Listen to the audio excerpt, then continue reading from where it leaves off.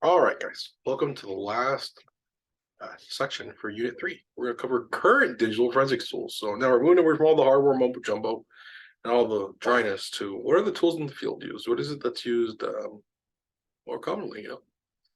This should be a little more fun in terms of what we're going to learn about. Hopefully, it isn't as dry, and me talking to you doesn't make you feel lost. I hope. And it's 52 slides. I'm going to do this all in one take. This one I won't break up because to me, it's not that big. So here are the objectives for this part.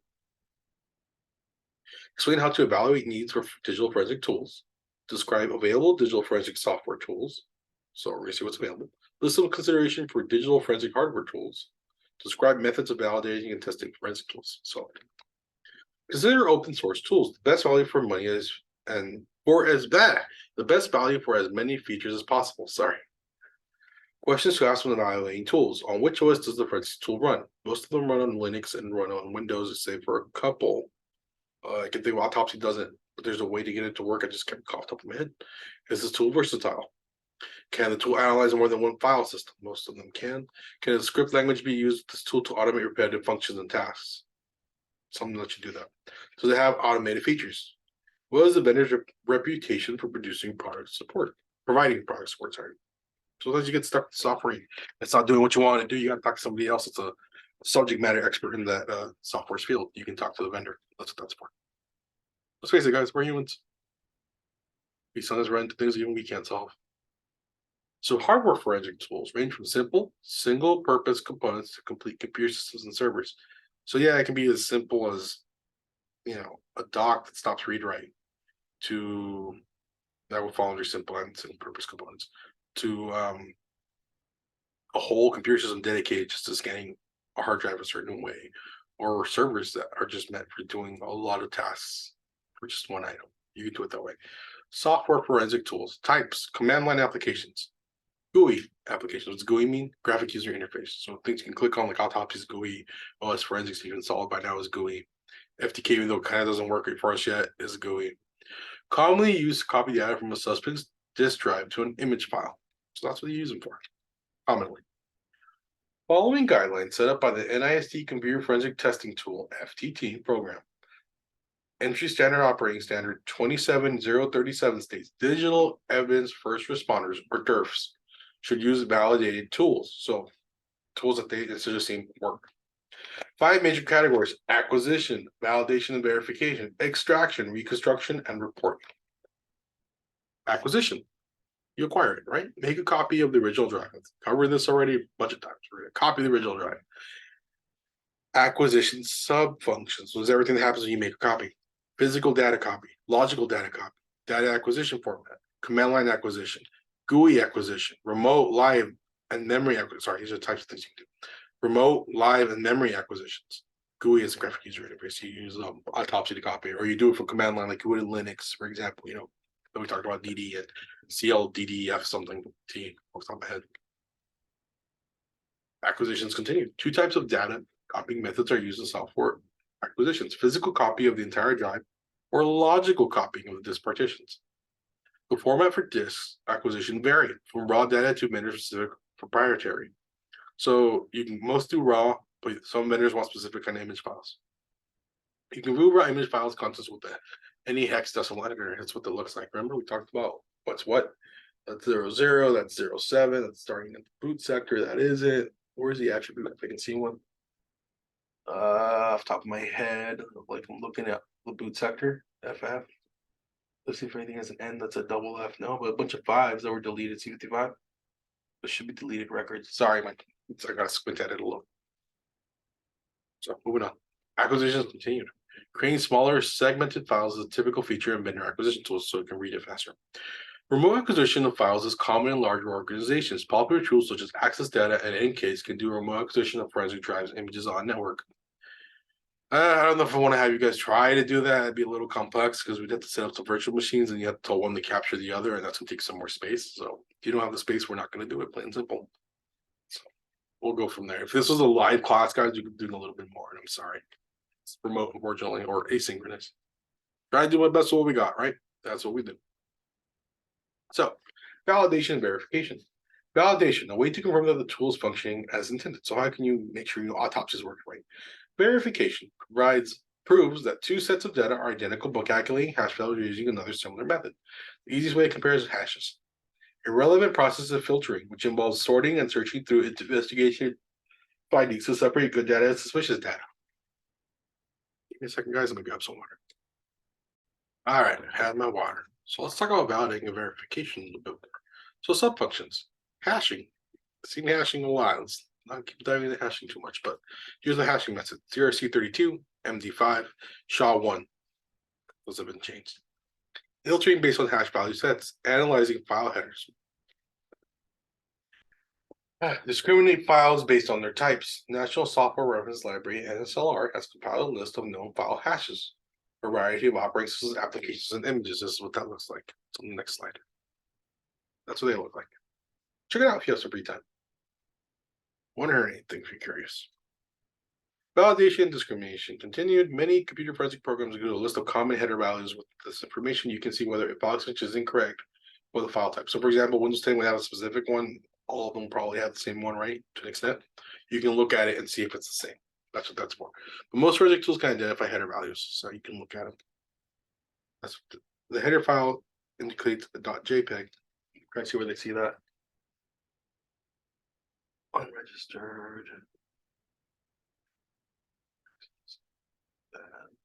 Yeah, I don't know how they're getting JPEG out of this, guys. I see the ASCII 2 and A inside. That's all hashing stuff. But okay, let's go with sure on this one because I don't know where they're getting the thing for. But you ever seen this before? This problem? I mean, you can't open JPEG on Word, right? But you were able to open in Paint, and that's what they got. So let's keep going. More tasks, Extraction. Recovery task is digital investigation. Most challenging of all tasks to master. Recovering data is the first step in analyzing the investigation's data. Subcontext of extraction.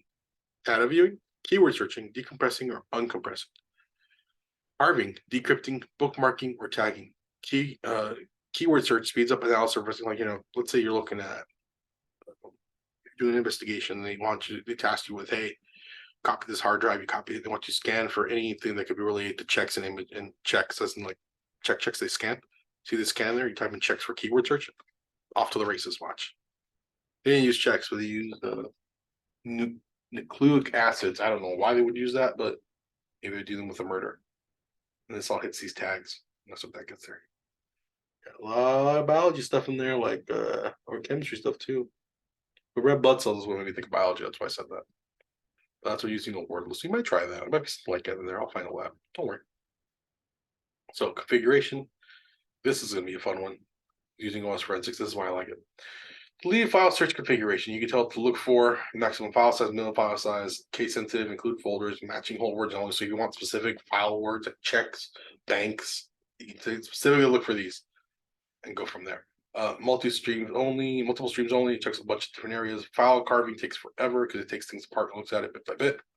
This can take days sometimes, guys. Keep that in mind. This isn't going to be plug it in and be done with it by tomorrow. Remember, it's what caught me off guard with the scan on the flash drive. I thought it was going to be done like in an hour, but I have to keep in mind it's checking every little nook and cranny. So it takes a while. That's why I had to make 2 videos, and I apologize because I left it running for 10 minutes after. So I was like, whoa, wait a minute, I found more stuff. So, I was excited to share that with you guys. Hopefully you guys discovered some stuff on your flash drives you have, and you had fun with it. So extraction continued. From an investigation perspective, encrypted file systems are a problem. Yeah, you kind of want to see why it's hidden and see what they're trying to hide. That's why it's kind of a problem. Many password recovery tools have a feature for generating potential password lists for a password dictionary attack, also called a brute force attack.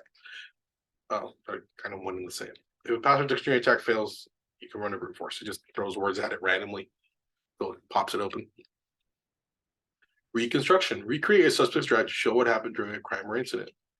Methods of reconstruction: disk to disk copy, partition to partition copy, image to disk copy, image to disk partition, disk to image copy.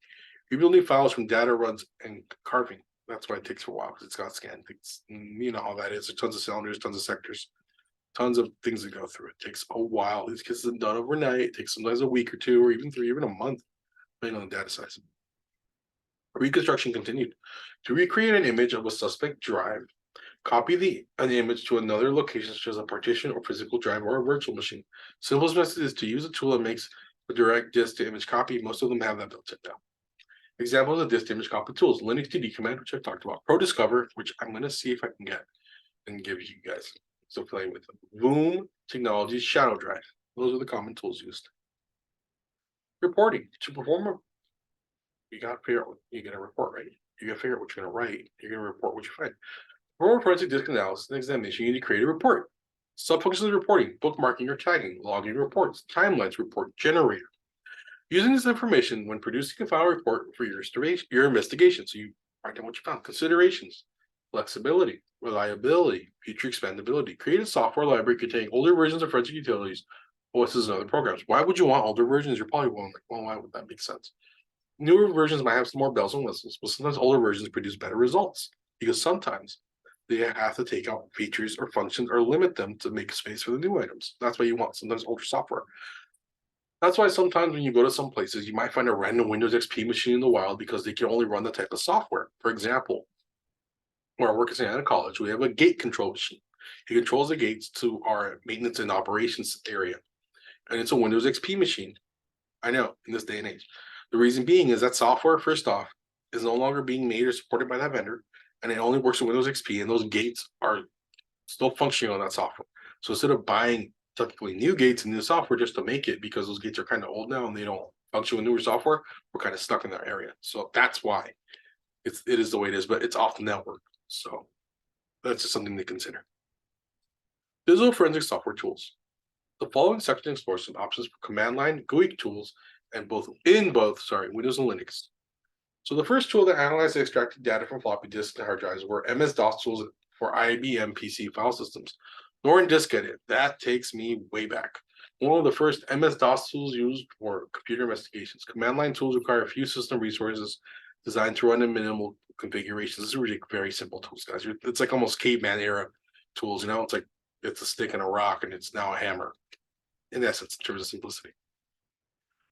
Unix has mostly been replaced by Linux. You might still encounter some systems running Unix. Yeah, more servers though. Linux is now more popular than ever, and it is replacing it in the server area. For example, excuse me, like NASA and their space shuttles all run Linux servers and Linux laptops. Barely any Windows items. It's more what they're used for. Linux platforms become more popular with home and business and users. Smart. Designed to be installed in numerous Linux versions, can allocate a variety of file systems with Smart. Many plugin utilities are included with Smart. Another useful option in Smart is the hex viewer. Helix, did I go over? Yeah, okay. Sorry, it looked like I jumped more than one slide. I do that sometimes when I press it too fast, and it worked on my keyboard, so cool. Helix 3, one of the easiest suites to use. You can use it on live Windows systems. Loads as a bootable Linux OS from a closed loop, so it's on a flash drive or something that you can't really see that well. Here we only have. It's purple. It's white. That's probably why it's not up here. Here's what it looks like close. Old Nexar I have. Anyways. Some international courts have not accepted the level of acquisition as a valid forensic practice. Yeah, I can see why they don't accept it, because it's live. It's happening in real time. They want it, I guess, traced with everything behind it. Would make sense. Kali Linux. This is the cool kid on the block now. Formerly known as Backtrack. Includes a variety of tools and has an easy-to-use KD interface. I like it. I've used it a couple times. I might have you guys make a virtual machine with it, but I'm telling you right now, I kind of don't want you to mess with it because Kali Linux is really powerful. You can really break something on your machine, which we don't want to do. Plus, this is an intro course, guys. I don't want to overwhelm you. So, Autopsy and SleuthKit. SleuthKit is a Linux forensic tool. Autopsy was the browser interface used to access SleuthKit's tools. Well, Chapter 7 talks more about it. We'll do more with them in there. Don't worry. Force point threat protection, formerly known as Second Look, a Linux memory analysis tool could perform both on-site and remote memory acquisition. So that's kind of cool. You can use Force point for that still. I wonder if it's still around. I'll check into it. Those were Linux tools. Other GUI forensic tools too.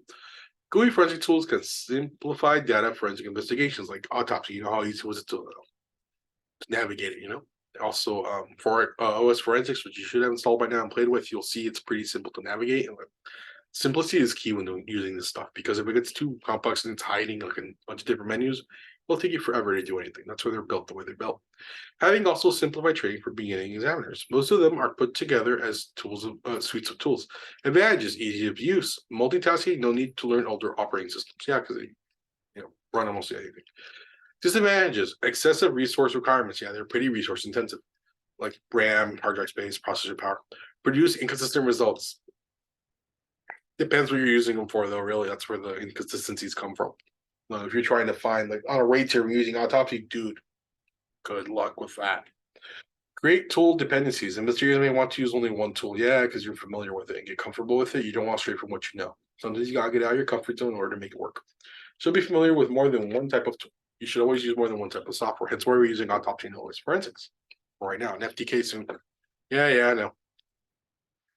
Digital forensics hardware tools, so physical things. Technology changes very rapidly. Hardware eventually fails. Schedule equipment replacements periodically. That's on the IT department. No, that's their job.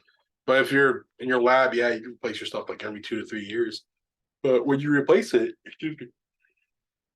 when you were to replace your machine and you had a bunch of forensic files on there, you need to make sure it's scrubbed. They give you software for it that the NSA uses that writes over it like 12 times, so it's really buried and hard to get to. Not impossible because it will take forever, but it'll deter anybody mostly from it.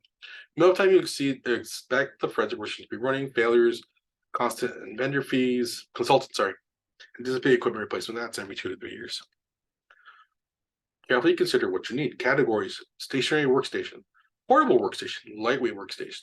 Balance what you need and what your system can handle. Remember that RAM and storage need updating as technology advances. Remember, hard drives used to be ID. Sorry, first they were SCSI, ID, SATA. Now they're it's NVMe2 or eSATA, which is not really that popular technically, but it's mostly NVMe now, which is the new standard that they came up with about 10 years ago now and pushed out, and it's just to get higher speeds and better rates and rates of return. So that's what that got done. So SATA's gonna eventually go away too, but you're still gonna need to see. You might see it in the wild for 20+ years. You're gonna need to have that stuff. What happens when they stop making those cables or those docks? Make sure you have a couple laying around the work. That's why they're saying that. Also, plus your stations would be updated, but just in general. Police agency labs need many options. Use several PC configurations. Keep a hardware library in addition to your software library. Why? Because what if you went to that one Windows or Sony machine that only boots from SATA and can't boot from NVMe connections, or doesn't recognize cards? You need specifically older motherboards. You would need to have all that there. You could build a PC to just work on that case and dismantle it.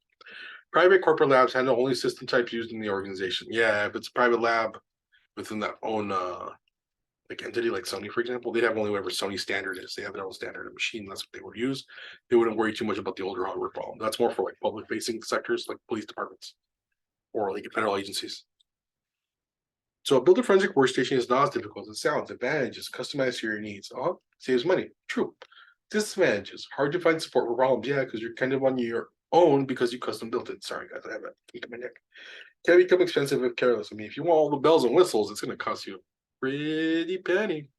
We're on slide 36, guys. We're almost home free. 16 more slides to go. Also need to identify what you intend to analyze. That's where you would have to figure out what processor you would need, RAM, and make sure you can handle everything throughout it. Some vendors offer workstations designed for digital forensics. They're expensive. Examples: Fred, unit from Digital Intelligence, hardware mounts from Forensic PC. Having vendor support can save you time and frustration when you have problems. That's true. Because they've seen it all that you probably ran into. Versus you're on your own, you gotta like visit a bunch of web pages, Reddit. Excuse me. That's for additional help. Can mix and match components to get the capabilities you need in your forensic workstation. I mean, if budget's not an option or a limiting factor, go ham. No, buy what you need. Write block using a write blocker. Prevents data writes to a hard disk. Software-enabled blockers typically run in shell mode, Windows CLI, command line interface. Example: PD block from Digital Intelligence. I don't know if I can get my hands on that. That was my USB drive I just dropped. Let me pick it up. Like I was saying, I don't know if I can get that, but I'm gonna try. But it might be under lock and key because it's Digital Intelligence. Hardware options is ideal for GUI forensic tools. Act as a bridge between the suspect drive and forensic workstation. You can navigate the block drive with any application. Discards the written data for the OS so the digital copy is successful. Connecting technologies, FireWire, USB 2, and 3.0 SATA, PATA, and SCSI controllers. I'm going to tack in there eSATA and NVMe, and that's about it for now. It's all new ones. Technically PCI, but those are just expansion ports on a motherboard, so don't worry about that. Recommendations for a forensic workstation 1 of 3. Almost there, slide 40. Determine whether data acquisition will take place. With FireWire or USB right blocking devices, you can acquire data easily with digital intelligence Fire Chief and a laptop computer. So if you have your own laptop using the digital intelligence Fire Chief software on the USB right blocker, so it looks like a regular connector, but it has a modification to it on it, that will not allow it to write. If you want to reduce hardware to carry, WipeTech, forensics drive dock, which is a regular drive dock FireWire bridge, or the Logic Cube Talon. Those are different. Let me see. Let me pull one up. Give me a second, guys. I want you to see what they look like. Let me go to images. Yes, I'm on Google. Hold on. Hey, face over here for a second. So let's type in.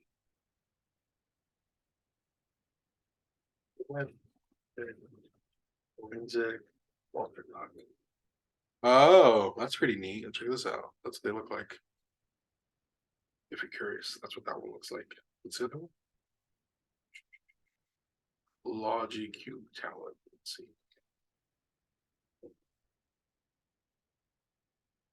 Might be a little old now, but that's what those look like. Those are pretty cool. Yeah, they have all the connectors there. Yeah, this would be a right block, all right. Well, assuming a hard drive would go in there. Let me see if there's a top one. Yeah, see. Oh, it's an LCD. I get you. Those are a bunch of SATA SSDs hooked up to, but that's pretty neat. Let's see if we can get one if we ever had this class physically. That'd be neat to play with. Anyway, going back to this. That's what those look like in case you're curious. So, recommendations for a forensic workstation. We're still on this. When choosing stationary or lightweight workstations, full tower to allow for expansion drives. Full tower, yeah, because you could plug in a bunch of crap. That's the whole point of it. Like you want to have all the free space in the world to plug things in. You scan. If you made like a copy of a 1 terabyte to another 1 terabyte, you can dock and mount and go from there. As much memory and processing power as budget allows, yeah, you want to have as much horsepower in your corner. Different size of hard drives, 400 watt or better power supply. Power supply should be at least 800 now. With a battery backup, yeah, that's required in case power goes out. You don't want to lose whatever you're working on. You can please pause it or save the state and then shut it down or sleep it or shut it down. External FireWire and USB ports, those would be probably built in. Assortment of drives, adapters, bridges, you would have all that stored if you need it. Going on, an ergonomic keyboard and mouse because you want to be comfortable. A good video card with at least a 17-inch monitor, and now I think 24 is the standard for monitors. High-end video card and dual monitors. Yeah, dual monitors are a must. 232 inches would be awesome. You would have tons of real estate, you know. I personally have a 27 on my left and the 24 on my right that he's representing. They're both widescreen, so I mean, they look like the odd pairing, but my 27 is my main, my 24 is my reading one, so still works out. If you have a limited budget, one option for upping your life is using a high-end gaming PC. Yeah, that's kind of true because they're kind of tricked out minus all the RGB you want to turn off, or you can build one. So you know that's always an option. So how do you validate and test forensic software? It is important to make sure the evidence you recover in alleys can be admitted in court. You must test and validate your software to prevent damaging the evidence. Remember, you're cloning the hard drive, though. You're not scanning the original, so if there is some damage, you clone it again. Keep that in mind. NIST publishes articles, provides tools, and creates procedures for testing. That was a bug. Validating forensic software. It's Computer Forensic Tool Testing (CFTT) project manages research on forensic tools. NIST has created criteria for testing forensic tools based on standard testing methods. Energy Standard Operating Procedure 17025. Energy Standard Organization, sorry. I'm thinking of SOP, Standard Operating Procedure. 17025 criteria for testing items that have no current standards. So they made rules for how to test stuff that doesn't have standards. That's what that means. Your lab must meet the following criteria: establish categories for digital forensic tools, identify forensic category requirements, develop test assertions, identify test cases, establish a testing method, so a routine, and report test results. ISO 5725 specifies results must be repeatable and reproducible, so you must get the same result consistently on the same things all the time. NIST created the National Software Reference Library, NSLR project. Collects all known hash values for commercial software applications and OS files, uses SHA-1 to generate a known set of digital signatures called reference data sets. So you can compare what you have If you're scanning Windows with 10 machine, you want to make sure the Windows 10 system hasn't been tampered with. You can compare it to the known hash value that they give you from there. That's what that's for. And Adobe, same thing. Maybe they tamper with the PDF. Maybe they tamper with Adobe and it works differently. Check the hash value. Else filter known information. Can use RDS to locate and identify known bad files. Cool beans. Use reference data to look for bad files, essentially, an idea. Always verify your results by performing the same tasks with other similar forensic tools. So if you do like how I had you guys scan or I scanned the USB and having you guys do it. Repeat that with OS forensic, see if you get the same results with the same kind of pictures. And if it is, cool. Usually it's two tools, retrieving and examining verification. That's what I just did or spoke about. Understand how forensic tools work. One way to compare results and verify new tools using a disk editor such as Hex Workshop or WaitHex. You can use those two to look at the results they pull up. If they have the same kind of hex values like in the picture, then they're fine at pulling up the same things, and that's what they're using. They're using a disk editor, you're fine. Okay, disk editors do not have a flashy interface, however, they are reliable tools to access raw data. Yeah, they're not flashy. I'm sorry, I was thinking of autopsy when I meant that prior. I was referring to disk editors are command line interface based, but they work. They can spit out hashes real quick. In the sense of they'll keep listing it. Digital forensic examination protocol. Perform the investigation with the GUI tool. Verify your results with the disk editor. Compare hash values obtained with both tools. So that's where you use OS forensics and autopsy. Digital forensic tool upgrade protocol. Test the new release, OS patches and upgrades. If you find a problem, report it to the forensic tool vendor. Do not use the forensic tool until the problem has been fixed, or you roll back to the previous version and just use that until the new tool is fixed. Use a test hard drive for validation purposes. Yeah, you could throw something in there and play with it and make sure it brings the same thing both times with both tools. You're fine. Check the web for new additions, updates, patches, and validation tools for your tests for your tools. Yeah, those are published. So, guys, we made it. We're at the summary. So, here's what we've covered. Consult your business plan to get the best hardware and software. Computer forensic tool functions. Here's what they do. They do acquisition, they validate and verify, extraction, reconstruct, and help you generate reports. Maintain a software library in your lab. We talked about why. Because you're using a bunch of different things, older versions in case they need to fall back or only work with specific versions of hardware you're using, or suspect items. Sorry, I skipped it. See, that's what I'm talking about. Disk editors do not have a flashy interface, however, they are reliable tools to access raw data. Digital forensic examination protocols. Perform the investigation with the GUI tool. Verify your results with the disk editor, so you're using a different kind. Compare hash values obtained with both tools to make sure they're the same if they are. Cool. Checks out. Digital forensic tool upgrade protocol. Test the new releases. Oh, wait, let's go backwards. I'm sorry, guys. Let's tell me backwards. So moving on summary page 2. I guess I tapped twice back. I do apologize. Computer forensic tool types are software and hardware. Forensic software, command line, and GUI, graphic user interface. Forensic hardware, customized equipment, commercial options, including workstations and write blockers. You saw the write blockers I showed you, so you can pick either one or more that exist. Oh, I see what happened. I think I pressed the back and up key that did that. So. And last but not least, tools that run Windows and other GUI environments don't require the same level of complex expertise as command line tools. That's the truth. Command line tools can get kind of hairy because all the commands you have to know or keep looking up until they become like secondhand memory. Always run validation tests and upgrading your forensic tools. So that's it, guys. That's all of Unit 3. I will see you guys in Unit 3 labs. Till then, take care and have a good one.